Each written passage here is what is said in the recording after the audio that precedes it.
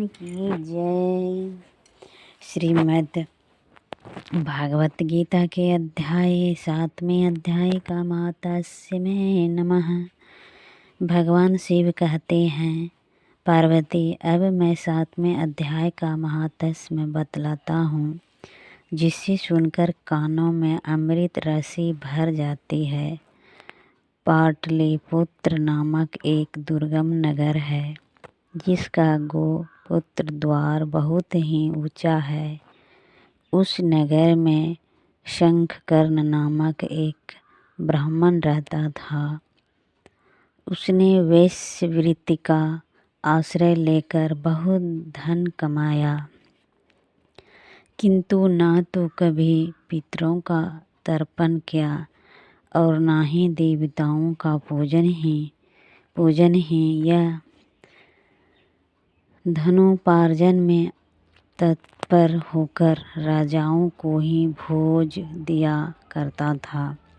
एक समय की बात है, उस ब्राह्मण ने अपना चौथा विवाह करने के लिए पुत्रों और बंधुओं के साथ यात्रा की। मार्ग में आधी रात के समय जब वह सो रहा था, एक सर्प ने कहीं से आकर उसकी बाह में काट लिया। उसके काटते ही ऐसी अवस्था हो गई कि मणि मंत्र और औषधि आदि से भी उसके शरीर की रक्षा असाध्य जान पड़े। तत्पश्चात कुछ ही क्षणों में उसके प्राण पखेरु उड़ गए। फिर बहुत समय के बाद वह प्रेत सर्प योनि में उत्पन्न हुआ। उसका चित्त धन की वासना में बंधा था। उसने पूर्व वृत्तांत को स्मरण करके सोचा, मैंने जो घर के बाहर करोड़ों की संख्या में अपना धन गाड़ रखा है, उससे इन पुत्रों को वंचित करके स्वयं ही उसकी रक्षा करूँगा। एक दिन सांप के योनि से पीड़ित होकर पिता ने स्वप्न में अपने पुत्र के समक्ष आकर अपना मनोभाव बताया। तब उसके निर्धक्क पुत्रों ने सवेरे उठकर बड़े विस्मय के साथ एक दूसरे से स्वप्न की बातें कहीं। उनमें से मंझला पुत्र कुदाल हाथ में लिए घर से निकला और जहाँ उसके पिता सर्प योनि धारण करके रहते थे, उस स्थान पर गया। यद्यपि उसे धन के स्थान का ठीक पता नहीं था, तो भी उसने चिन्हों से उसका ठीक निश्चय कर लिया और लोभ बुद्धि से वहाँ पहुंचकर बावी को खोदना आरंभ किया। तब उस बावी से बड़ा भयानक सांप प्रकट हुआ और बोला, ओ मूढ़, तू कौन है? किस लिए आया है? क्यों बिल खोद रहा है? अथवा किसने तुझे भेजा है? ये सारी बातें मेरे सामने बताओ। पुत्र बोला, मैं आपका पुत्र हूँ। मेरा नाम शिव है। मैं रात्रि में देखे हुए स्वप्न से विस्मित होकर यहाँ का सुवर्ण लेने के लिए कौतूहल से आया हूँ।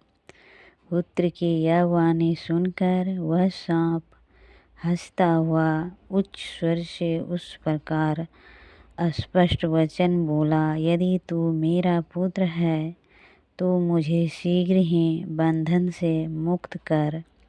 मैं पूर्व जन्म के गाड़े हुए धन के ही लिए सर्प योनि में उत्पन्न हुआ हूँ। पुत्र ने पूछा, पिताजी आपकी मुक्ति कैसे होगी? इसका उपाय मुझे बताइए, क्योंकि मैं इस रात में सब लोगों को छोड़कर आपके पास आया हूँ। पिता ने कहा, बेटा, गीता का अमृतमय सप्तम अध्याय को छोड़कर मुझे मुक्त करने में तीर्थ, दान, तप और यज्ञ में भी सर्वथा समर्थ नहीं है। केवल गीता का 7वां अध्याय ही प्राणियों के द्वारा मृत्यु आदि दुख को दूर करने वाला है। पुत्र, मेरी श्रद्धा के दिन सप्तम अध्याय का पाठ करने वाले ब्राह्मण को श्रद्धापूर्वक भोजन कराओ।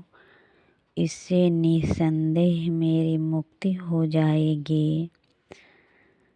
वत्स, अपनी शक्ति के अनुसार पूर्ण श्रद्धा के साथ वेद विद्या में प्रवीण अन्य ब्राह्मणों को भी भोजन कराना। सर्प योनि में पड़े हुए पिता के ये वचन सुनकर सभी पुत्रों ने उसके आज्ञा के अनुसार तथा उससे भी अधिक किया। तब शंखकर्ण ने अपने सर्प शरीर को त्याग कर दिव्य देह धारण किया और सारा धन पुत्रों के अधीन कर दिया। पिता ने करोड़ों की संख्या में जो धन बांट कर दिया था, उससे वे सदाचारी पुत्र बहुत प्रसन्न हुए। उनकी बुद्धि धर्म में लगी हुई थी, इसीलिए उन्होंने बावली, कुआं, पोखर, यज्ञ तथा देव मंदिर के लिए उस धन का उपयोग किया और अन्नशाला भी बनवाई। तत्पश्चात 7वें अध्याय का सदा जप करते हुए उन्होंने मोक्ष प्राप्त किया। पार्वती, यह तुम्हारे 7वें अध्याय का महात्म्य बताया गया है, जिसके श्रवण मात्र से मानव सब पातकों से मुक्त हो जाता है। इसी प्रकार 7वां अध्याय पूरा हुआ। श्रीमद् भागवत भगवान की जय।